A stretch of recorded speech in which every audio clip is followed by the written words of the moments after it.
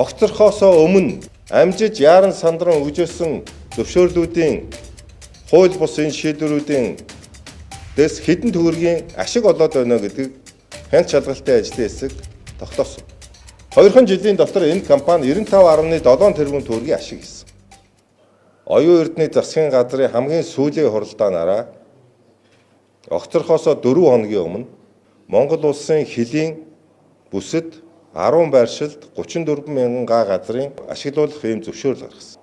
Ерөнхий сайд оюун эрдэнэ улсын хилийн зурагт газар ашиглуулах тухай засгийн газрын тогтоолын төсөл сулах сайдгаас шууд алах тогтсон байна. Ямар ч хэлэлцүүлэг явуулаагүй. За нийтдээ хилийн хууль зөрчөөд хилийн зурагтаа давхцуулж олгосон ашигт малтмалын тусгай зөвшөөрлийн зураглалыг та бүхэн харж байна. Нийтдээ 54 зөвшөөрлийг хууль тогтоом зөрчиж зөвшөөрөл олгосон байна. Ингэж Монгол улсын нутаг дэвсгэрийн бүрэн бүтэн байдал үндэсний аюулгүй байдалд хор хохирол учруулах шийдвэрүүдийг гаргасан байна. Улсынхаа хилийг зарж эдсэн байна. Засгийн газар нүүрсд орсон асуудлыг лав орж шалгаж байгаа. Өнгөц биш. За энэ бол Гашуун Сүхбаатар дахь Монголын нүүрс гарж байгаа гол бомб. Бомбын зураг. Энэ дотор шараар төвлөгдөж байгаа энэ гарцуулбал Эко Смарт Транс гэдэг компанид нүүрс тээврийн үйл ажиллагаа явуулж байгаа ийм гарц. Өнөө хүртэл хууль зөрчиж тарифа өөрөө тогтоож уул уурхайн бүтээгдэхүүний экспортыг тээврийг явуулж байгаа. Энэ ногооноор тэмдэглэгдсэн энэ зам бол саяны хяналт шалгалтын өрөөнд орсон Smart Eco Trans компани 19 км зам. Энэ тогтоолоор Smart Eco Trans ХХК-гийн хөрөнгө оруулалтаар барьж байгуулах үйл ажиллагааг эхлүүлэх гэрээ байгуулж холбогдох арга хэмжээ авч ажиллахыг даалгасан тогтоол гаргасан. Энэ тогтоолыг засгийн газрын хуралдаанд хууль зүйн дотоод хэргийн сайд Нямбатар оруулж батлуулсан. Тогтоол гарч явах үед хүчин төгөлдөр мөрдөгдөж байсан концессийн хуулийн дагуу гарах байсан. Энийг нууцын бичиг аваад тендерийн хуулийг үндэслээд шууд гэрээ байгуулж энэ компанид давуу байдал болгосон. За энэ ямар учиртай компани юм бэ гэд олон нийтэд мэдээлэх бололцоотой ерөнхий мэдээллийг үзүүлэхэд саяны хэлж байгаа 95 дугаар тогтоол гарахаас 6 сарын өмнө үүсгэн байгуулагдсан ийм компани.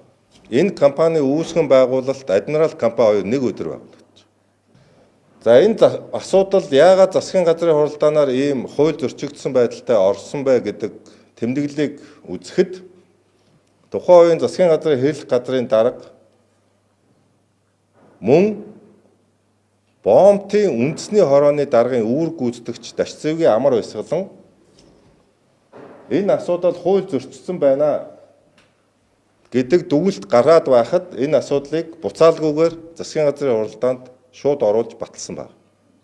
Засгийн газрын хуралдаанд энэ компанид тендерийн хуульгүйгээр өгөхдөө 15 жилийн дараа төслийн бүтээн байгуулалт нийт хөрөнгийг бомбын захиргаанд бүрэн шилжүүлэх гэрээ байгуулахаар гэрээний төслийг боловсруулсан гэж танилцуулж байгаа.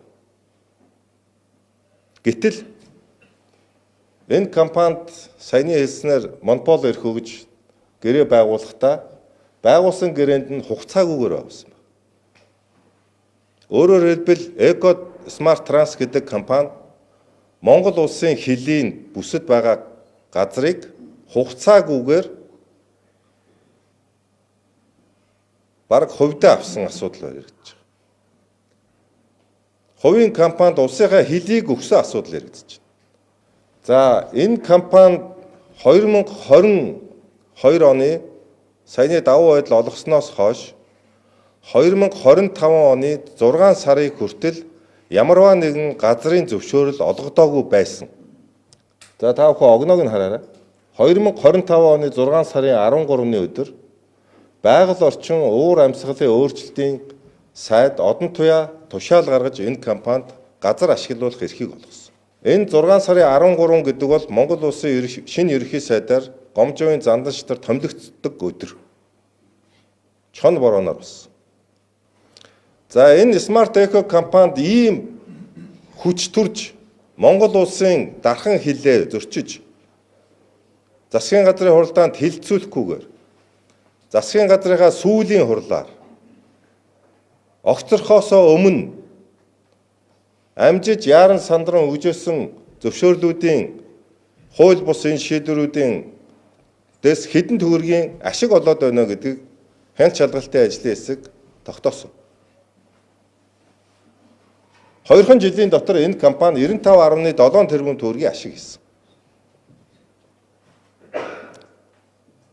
Монгол улсын хилийг Монгол улсын төрийн өмчийн газрыг өөрсдөө үн тариф тогтоож хэрэг дээрээ зарж хувьдаа ийм ашиг хийсэн.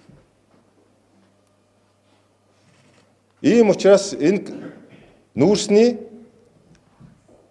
хулгай асуудал ямар хэмжээний цар хүрээтэй өргөн асуудал байсан бэ гэдэг нь одоо ил тод тодорхой болж.